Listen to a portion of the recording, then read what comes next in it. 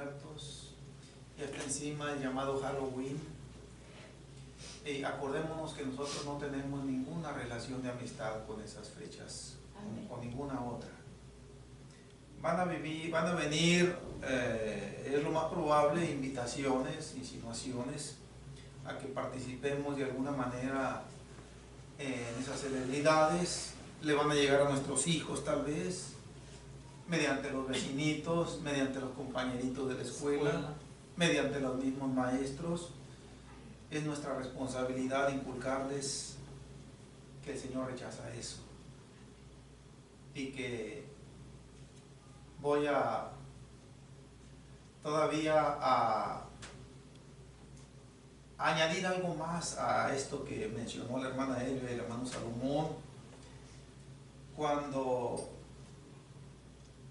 tenemos que elegir entre quedar bien con el mundo, esto es, con las personas inconversas, o quedar bien con Dios, y como en este caso concreto de ese bautismo de esa criatura, que es una tradición, obviamente, a esa criatura ni le beneficia ni le perjudica, ella es limpia ante el Señor de todas maneras. Cuando ya ha llegado el momento de quedar bien con el mundo o con el Señor, siempre nuestra elección es quedar bien con el Señor. Y si por esa decisión vamos a quedar mal con los familiares, con las amistades o con cualquier persona, inclusive con cualquier autoridad, pues ha llegado el momento de quedar mal con ellos. ¿Sí? En lo posible dar una razonable explicación del por qué, si quizá eso les ayude a acercarse a Dios. Pero lo importante es no participar en esas celebridades. Vamos a ver por todas partes, en las tiendas, obviamente, aún en muchas iglesias que se autollaman cristianas, calabacitas, lucecitas, objetos, adornos, manualidades, con esos tintes de esta tradición del Halloween, del Día de Muertos. Por cierto, ahí estoy viendo una ya aquí. No sé desde cuándo esté ahí, pero ya tiene rato, gloria a Dios. El Señor sabe que nosotros no tenemos nada que ver con eso, simplemente usamos este salón como una renta, y pues no añadimos ni quitamos nada de lo que los propietarios tienen aquí. Y hermanos, ese era mi consejo adicional. Ya lo he dado en otras ocasiones para otras festividades, y no está por demás siempre, hermanos, estar firmes en la palabra de Dios. Amén. Ahora sí, continuamos con el tema: el pecado, causa de ruina, parte 7. Y vamos a leer, yo en voz alta, ustedes me siguen con su vista, en Génesis capítulo 3. En la predicación pasada leímos los versículos del 1 al 5 y vamos a continuar con este contexto bíblico. Dice así, en el nombre del Señor Jesús. Pero la serpiente era astuta, más que todos los animales del campo que Jehová Dios había hecho, la cual dijo a la mujer: ¿con que Dios os ha dicho, no comáis de todo árbol del huerto?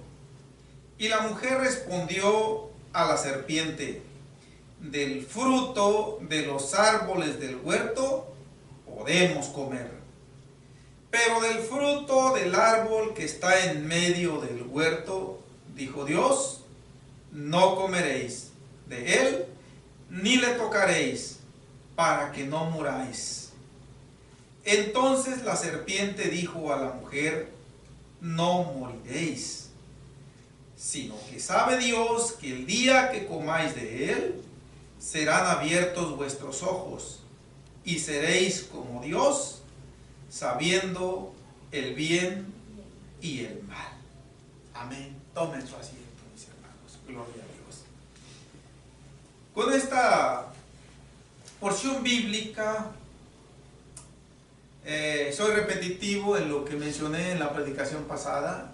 Empezamos viendo cómo inició el pecado aquí en la tierra. Ya estuvimos viendo cómo inició el pecado allá en el cielo, en el universo. Ahora estamos viendo cómo inició el pecado aquí en la tierra, cómo inició el primer pecado en este mundo. Mediante el engaño que Satanás llevó a cabo sobre Eva. ¿En dónde inició el pecado? En el huerto del Edén. ¿Con quién inició? Pues con esta varona llamada Eva. Sí. ¿Por qué Dios permitió? Es una pregunta lícita que yo pienso que podemos nosotros deducir una respuesta sensata. ¿Por qué Dios permitió que Satanás tentara a Eva?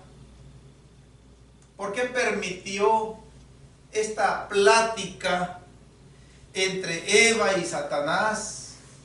Esta plática de la cual nosotros podemos ver que se definió la ruina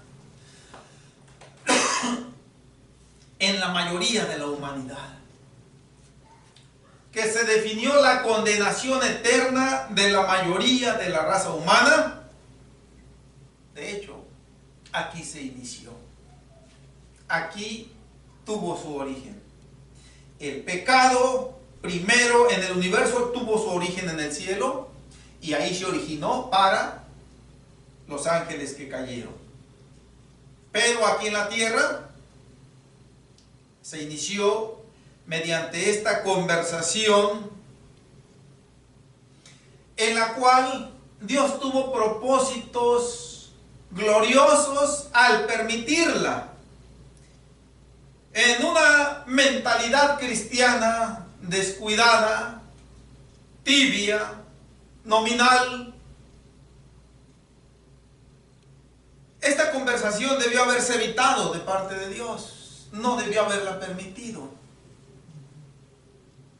Algo más, no debió haber permitido que Satanás se introdujera ahí en el huerto del Edén.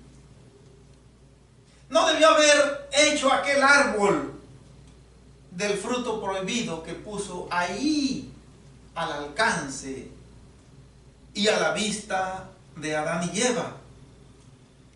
Todas estas conclusiones no pueden venir menos que de una mente que ha empezado, lamentablemente, a dudar de la fidelidad de Dios, que ha empezado a creerle a Satanás su sarta de mentiras.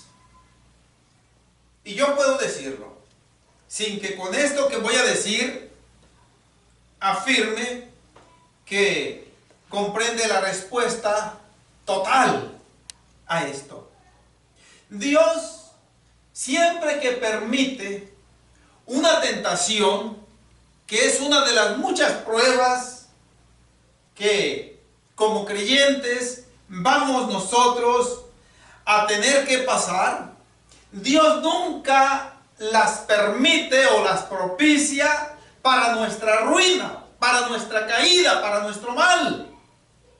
Dios siempre las permite para que nosotros le honremos, para que nosotros lo glorifiquemos, para que nosotros le demos un revés más a Satanás y a sus huestes del mal, para que nosotros nos levantemos con más firmeza, con más fortaleza de Dios y sigamos hacia la meta final. Y esto, yo puedo afirmarlo, es lo que Dios pretendió al permitir esta plática un tanto breve entre esta serpiente y Eva. Gloria a Dios.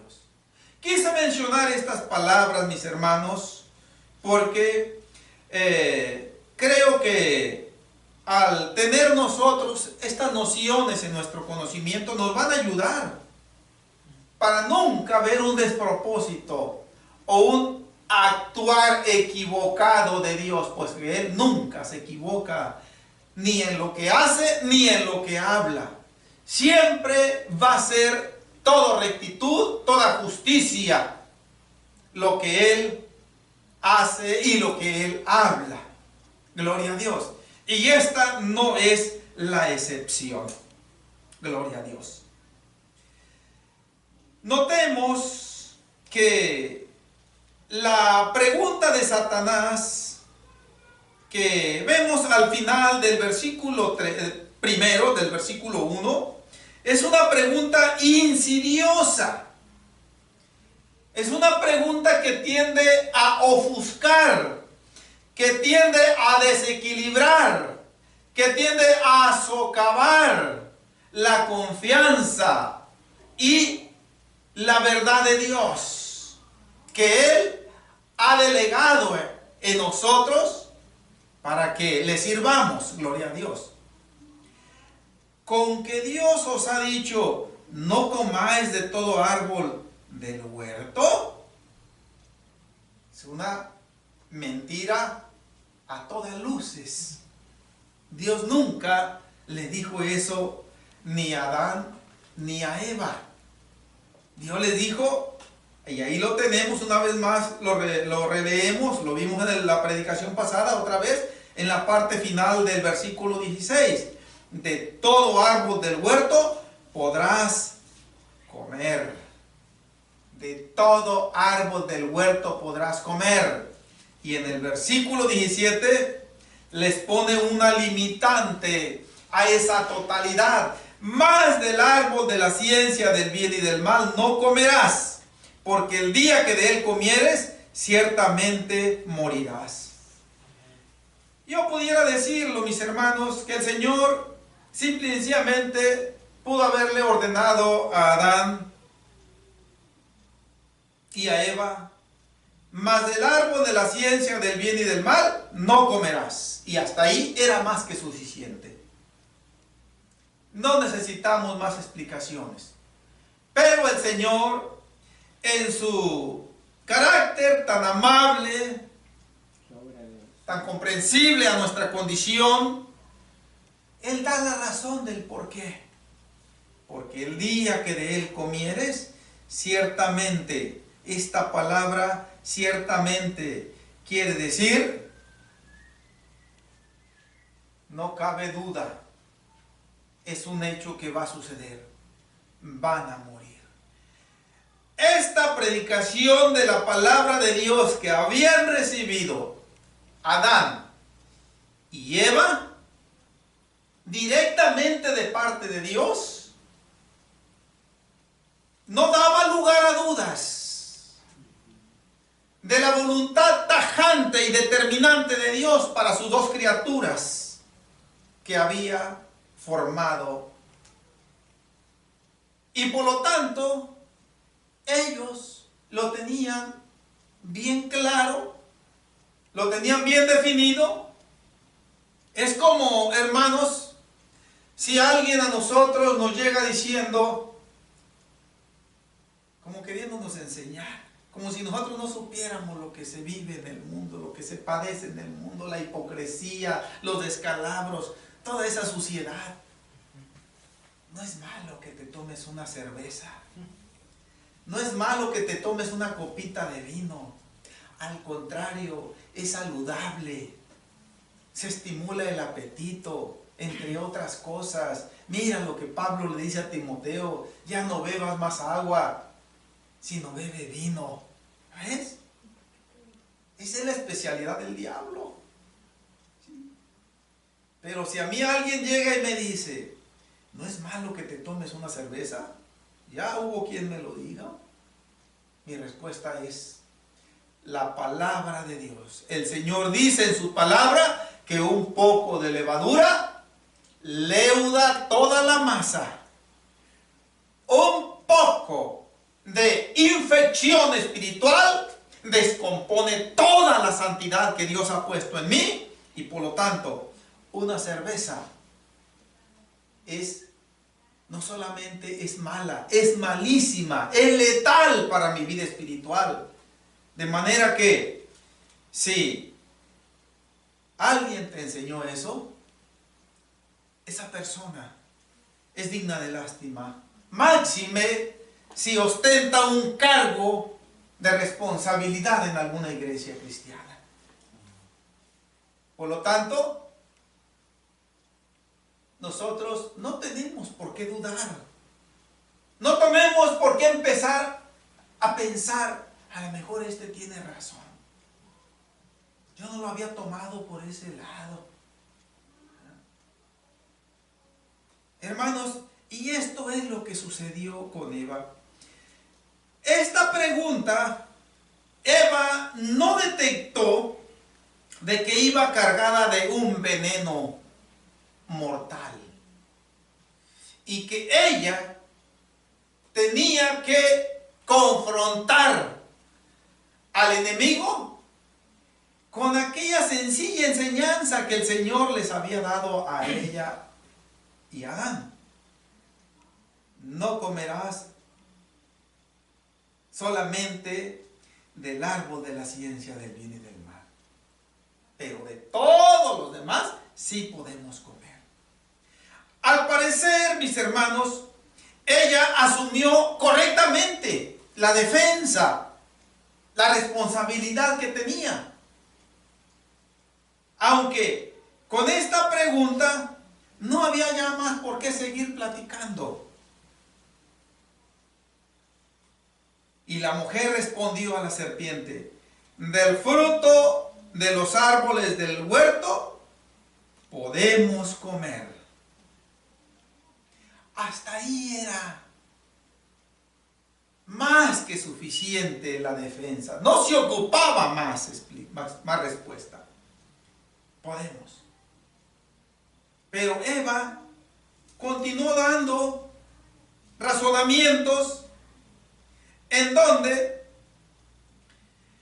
no captó ella que lo que estaba haciendo era caer en el juego de Satanás. Ella prosiguió con su razonamiento, por cierto, correcto. Pero del fruto del árbol que está en medio del huerto, dijo Dios, no comeréis de él. Quiero hacer la siguiente observación. La añadidura que Eva dice aquí, ni le tocaréis, no la encontramos en la prohibición que Dios les dio, acá en el versículo 16, que ya vimos. Perdón, en el versículo 17. Solamente les dijo que no comerá. No comerás. Vemos que Dios no les dijo, ni le tocaréis. Ahora, hay muchas cosas que el escritor bíblico, en este caso Moisés, quien es a quien se le atribuye la autoría de este libro de Génesis, no quedaron escritas aquí. Muchas cosas hay que no quedaron escritas. Cabe la posibilidad de que esta haya sido una de ellas, que Dios realmente les dijo, ni lo tocaréis. Y es algo que se acepta como correcto. ¿Por qué? Porque si Dios les dijo que no comieran de ese árbol, bien pudo haberles dicho también, aun cuando no quedó aquí escrito, que no lo tocaran tampoco. ¿Por qué? Porque el hecho de acercarse y tocarlo iba a ser el preludio o el anticipo de caer en la desobediencia que se les había prevenido. Entonces, yo no lo veo del todo como un error de Eva al poner esta adición, ni le tocaréis. Está correcta desde mi punto de vista personal, ¿no? Y la adición final del versículo 3, para que no muráis. Esta expresión, mis hermanos, como que deja entrever de alguna manera que la prevención divina era una mera posibilidad y no una realidad incuestionable que iba a suceder. Ahora, Satanás ya tenía listo todo para seguir descargando su veneno mortal. Digo yo, nosotros tenemos que responder siempre con la palabra de Dios y hasta ahí. Es lo que el Señor Jesucristo hizo cuando Satanás vino a tentarlo. Allá en Mateo capítulo 4, versículo 11 en adelante. Escrito está. Y punto y nada más. No tentaréis al Señor tu Dios. Escrito está. No solo de pan vivirá el hombre, sino de toda palabra que sale de la boca de Dios. Y escrito está. Y hasta ahí el Señor no le añadía ni le quitaba nada. Pero fue una plática, una comunicación muy razonada que el Señor tuvo. Pero yo digo, mis hermanos, nosotros no tenemos por qué ponernos a platicar con el enemigo sobre lo que nosotros ya sabemos. Que no es malo, está bien, ustedes de grandes no lo hagan, pero dejen que sus niños sí participen en el Halloween. Son niños, miren, y ellos, de todas maneras, ellos son santos ante Dios. Ustedes mismos lo han dicho, ¿no? Satanás se puede meter por ahí. Déjenlos que lleven dulces para que repartan. Déjenlos que agarren dulces para que traigan para acá. No, señor. No, señor. Porque es mi responsabilidad instruir a mi hijo en el camino de Dios. Y si yo lo instruyo equivocadamente, yo soy responsable ante Dios. No puede participar mi hijo, no puede participar mi hija. Y nadie lo puede obligar a que participe. Bien, ahí estaba el plato servido para Satanás. Y no se hizo esperar, hermanos, el ataque mortal. En el versículo 4 tenemos lo siguiente. Entonces la serpiente dijo a la mujer: no moriréis. ¿Qué les dijo el Señor? De cierto, parte final del versículo 17, del capítulo 2, ciertamente morirás. No les quepa la menor duda de que van a morir. No les quepa la menor duda que ese día se va a interponer un enorme abismo que nos va a separar. No les quepa la menor duda que hasta ahí va a llegar nuestra amistad. Todo esto está implícito ahí. Y viene esta afirmación. Entonces la serpiente dijo a la mujer: no moriréis. Ahora, si hasta el término del versículo 3 Eva no había captado que las pretensiones de Satanás eran perversas, Con esta afirmación del versículo 4 debió haberse despejado toda duda en ella de cuáles eran sus intenciones y de haberle dado un hasta aquí. De hecho, mis hermanos, aquí Eva tuvo la oportunidad de asestarle una humillante y definitiva derrota contundente a Satanás. ¿Sí? Ahora, con ese propósito Dios también lo permitió esto. Cada vez que el Señor propicia una tentación en vía de prueba para la vida de todo creyente, es para eso, para que le propinemos una contundente derrota a Satanás, un revés, y que nosotros no claudiquemos y que no caigamos pobre y miserablemente ante las insinuaciones obscenas, inmorales de Satanás. Eva tuvo esa grande oportunidad y no la supo aprovechar. Ella solamente, junto con Adán, hasta aquí tenían el conocimiento del bien, en el sentido de que solo conocían esa amistad armoniosa con Dios. Su mente, su corazón y todo su ser iban caminando sincronizadamente con la voluntad de Dios y no había ningún problema. No tenía necesidad de más conocimiento. No moriréis. Esta es una blasfemia. Es una blasfemia. ¿Por qué es una blasfemia? Porque si nosotros empezamos a acercarle la lupa a esta expresión que está aquí en el sentido negativo, no moriréis, vamos a empezar a ver que es una horrenda blasfemia.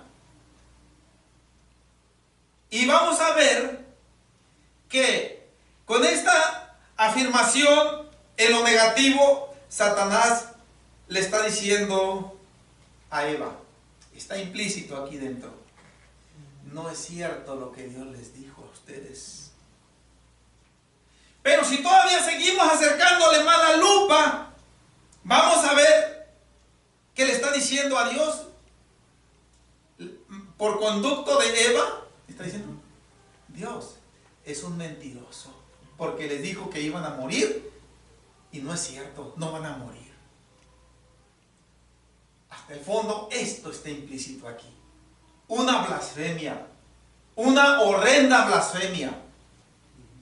Miren, cuando nosotros, hermanos, leemos acá en Apocalipsis, no dejemos Génesis 3. Leemos acá en Apocalipsis capítulo 13.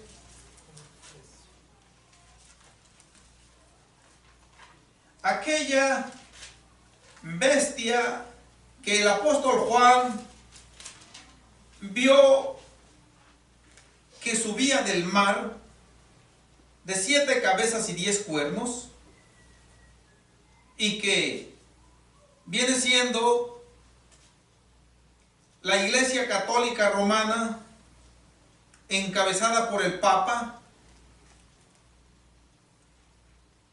Ya he dado predicaciones respecto a esto y están en las grabaciones, y que todo esto lo empezamos a analizar de la profecía de Daniel 7 y aquellas visiones que tuvo de las 4 bestias, en donde la cuarta bestia viene siendo exactamente esta que ve subir el apóstol Juan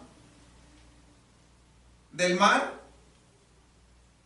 Esta bestia, en el versículo 2, parte final, vemos que el dragón le dio su poder y su trono y grande autoridad.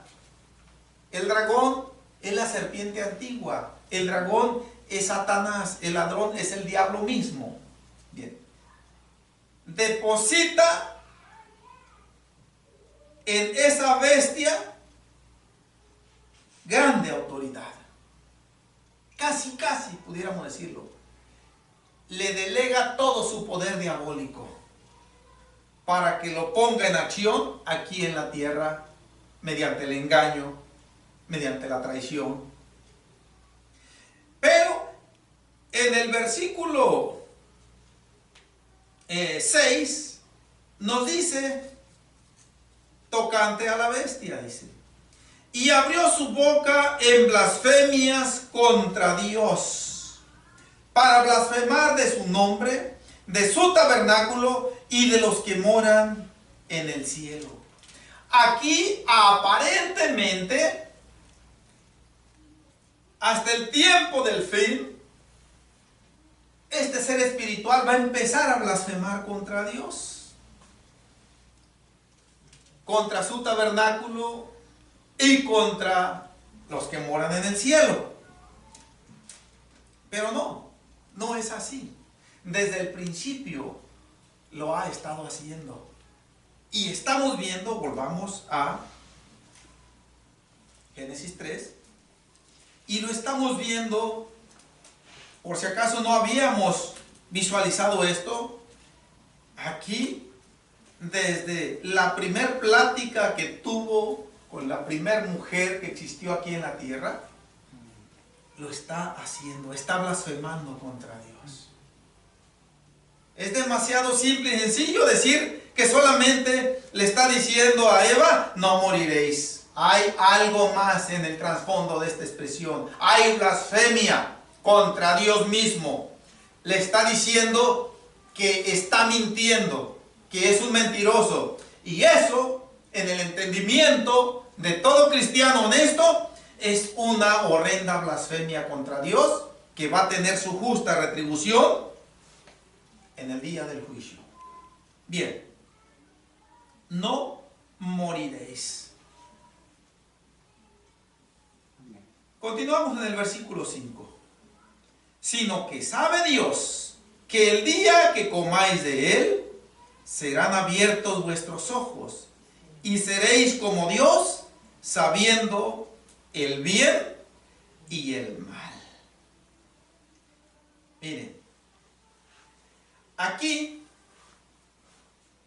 Satanás descarga con toda su furia, con toda su perversa maldad, el veneno que iba a marcar el destino eterno de la humanidad. Parte de ella para condenación, parte de ella para salvación.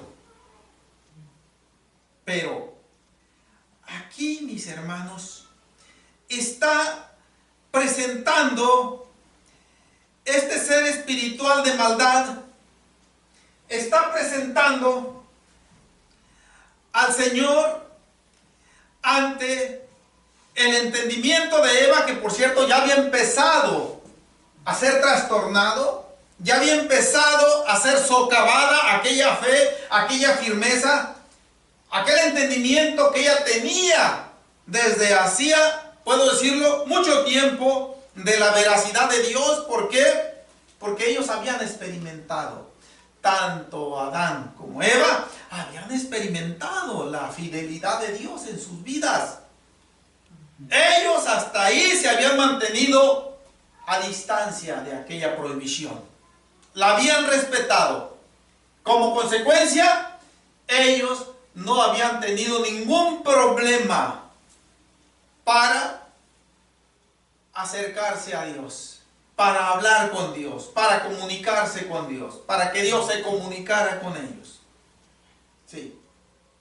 No tenemos aquí, hasta este punto, después de aquella prevención que Dios les hizo en el capítulo 2, versículos 16 y 17 y otras más, no tenemos aquí que haya habido comunicación ya con Dios y con Eva, pero de hecho la hubo, la estuvo habiendo, tal vez todos los días lo estuvo habiendo, pero son de las cosas que no quedaron escritas. Y Adán y Eva tenían en sus vidas la prueba fehaciente y confiable de que Dios no fallaba en su palabra, en sus promesas. Por lo tanto, ellos no tenían carencia de nada. No tenían ningún sobresalto, porque no tenían pecado. Ellos no tenían necesidad de explorar alternativas, aventuras. Pero aquí vemos nosotros en el versículo 4 y en el versículo 5 que Satanás le está pintando a Eva un cuadro de Dios, una fotografía. Vamos a usar esta palabra con la debida reverencia y temor de Dios. Le está presentando una fotografía de Dios en donde lo presenta como un Dios egoísta, como un Dios envidioso, como un Dios que no quiere que sepan un valioso secreto, que ellos, les dice Satanás, está implícitamente aquí, ustedes tienen derecho a saberlo. Ustedes tienen un potencial grandísimo en su razonamiento que Dios no quiere que ustedes lo exploren. Sí. Sabiendo el bien y el mal. Dios les había hablado prácticamente diciéndoles: ustedes van a vivir sometidos a mi autoridad, a mi servicio. Van a vivir en un ambiente de obediencia. Ustedes no van a vivir, no van a ser para estar en mi nivel. No.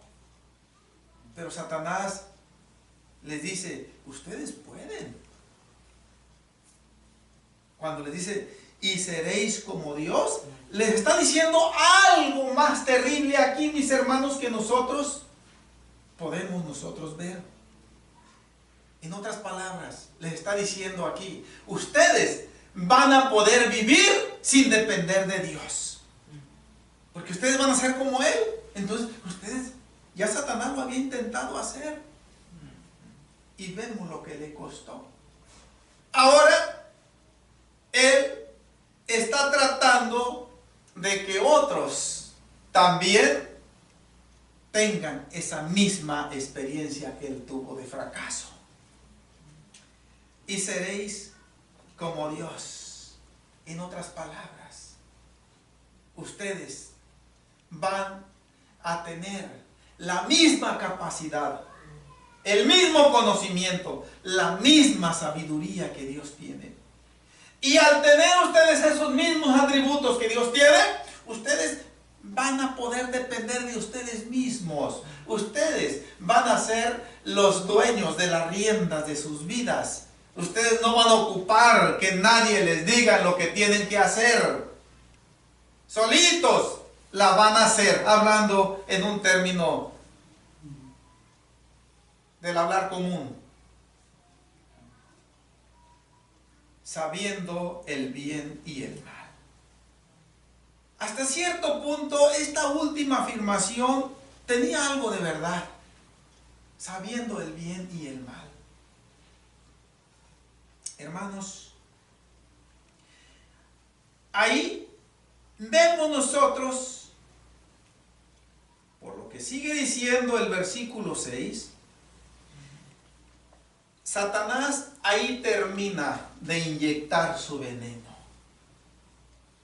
Ya no sigue inyectando más veneno mortal. Prácticamente está diciendo: con esto es suficiente. Ahora lo que voy a hacer es esperar a que ese veneno surta efecto nada más. Creo que es importante que sepamos, si acaso no lo sabemos, una figura que sucede en la vida real entre los animales, concretamente en la serpiente. las serpientes que son venenosas. ¿Sí? Porque hay muchas que no son venenosas, hay muchas que nomás muerden como un acto de defensa, pero que no tienen veneno. Y sí duele el piquete de los colmillos, ahí cuando se clava y todo eso, pero no pasa nada. Pero el problema es cuando son venenosas. Y hay de venenos a venenos. Hay unos que son más fuertes que otros. Pero a cual más de ellos, si no se atiende correctamente, puede ser mortal. Bien, a donde quiero dejar lo siguiente yo.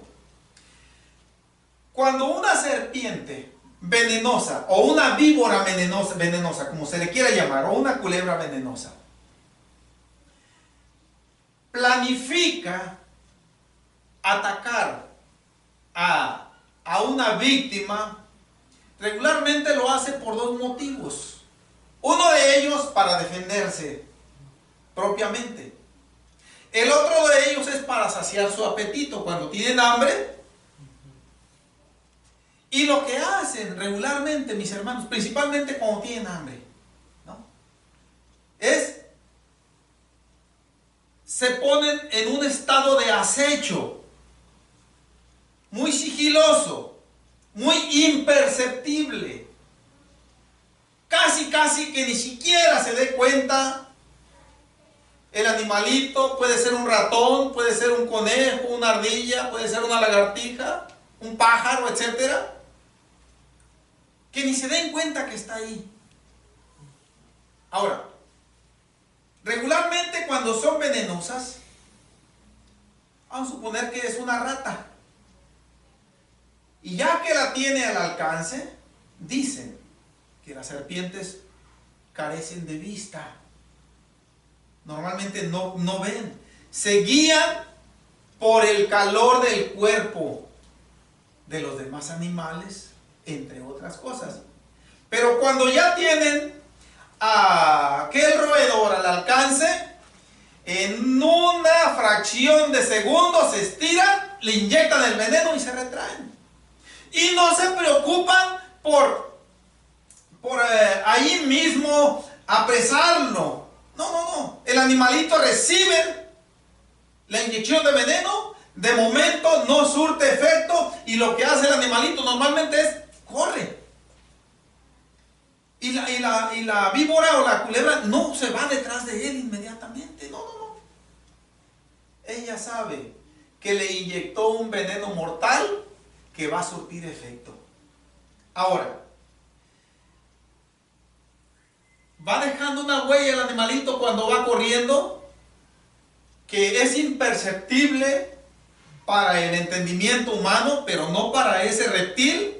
Va dejando una huella en el suelo por donde va, que no le es difícil a la serpiente irse guiando por ella.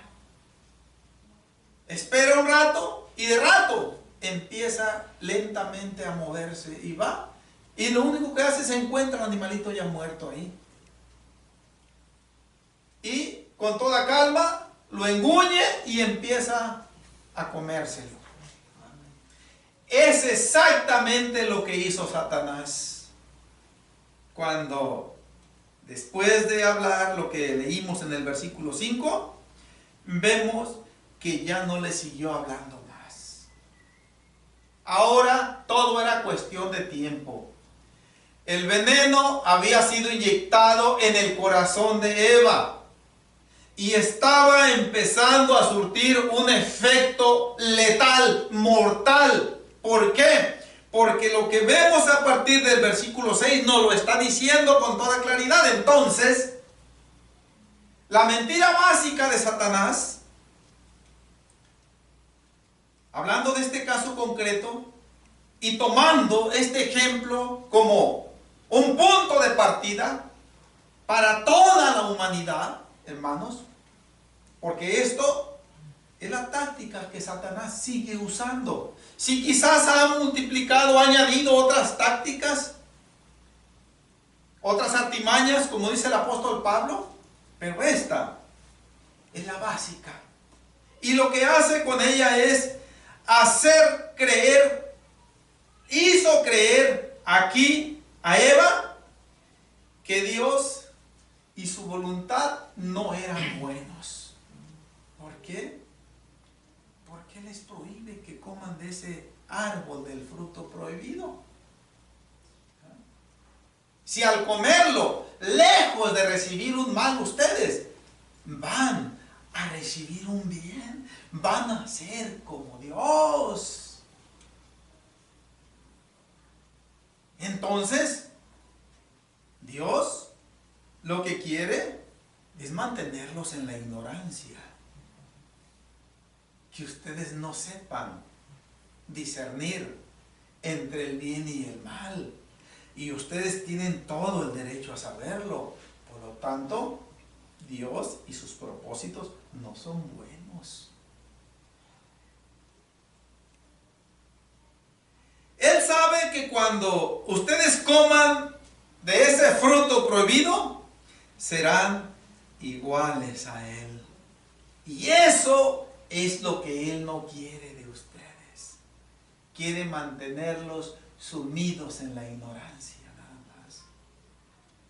Hermanos, y Adán y Eva habían sido los seres más felices de este mundo, más completos de este mundo, más victoriosos de este mundo. No tenían ninguna necesidad de andar buscando novedades.